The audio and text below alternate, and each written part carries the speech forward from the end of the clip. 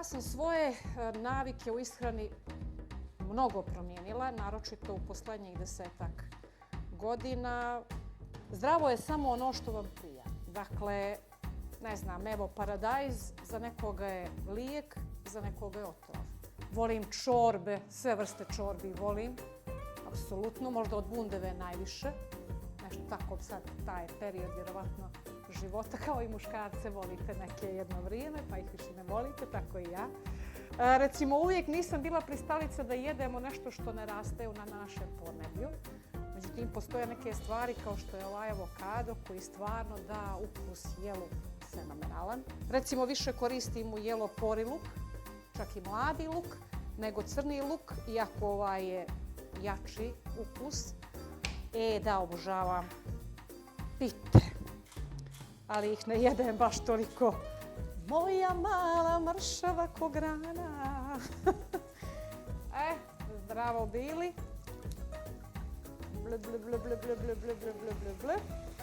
Voliš vino, Gorane? Malo više, malo manje. To je to, nećemo da se pjanimo. Ali obožavam i crno i bijelo vino u hrani.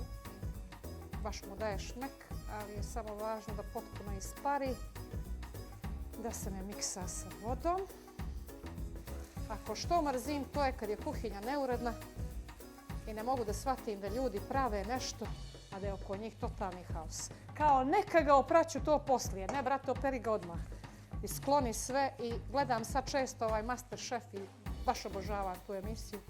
I vidim da jako insistiraju na tome da kuhinja mora biti spremna i čista, jer nekako, ne znam, kad vidiš taj haos, ja ne poželim ništa da probam.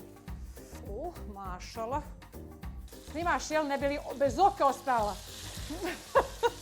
Jamie Oliver is in the house. Nije Jamie Oliver, nego je Maja iz Kuća. I, voila!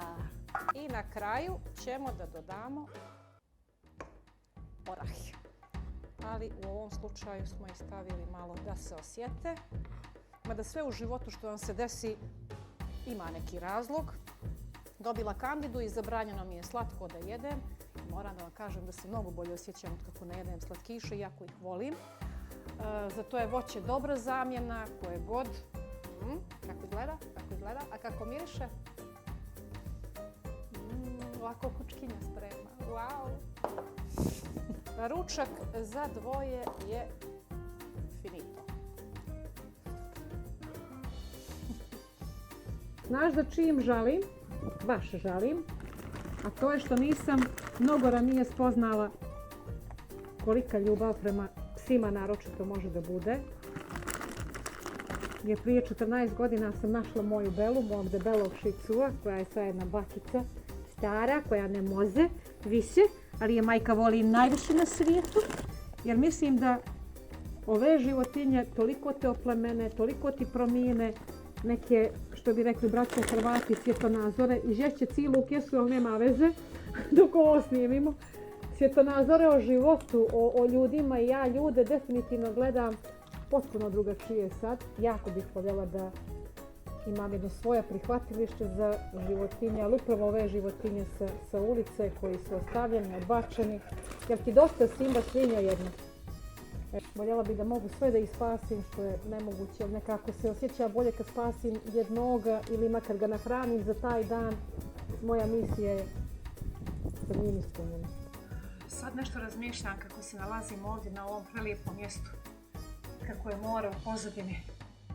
Da ako za čim žalim u životu, to je zato što se nisam udala za moreplovce. Ja mislim da sam ja idealna žena. U stvari da je moreplovac idealni muškarac za mene, jer nema ga po pola godine ili 9 mjeseci, pa onda dođe, bude mu princeza njegovog života 2-3 mjeseca i onda opet pasa.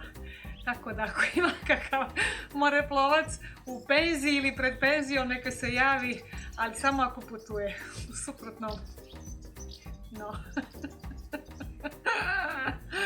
Pakao.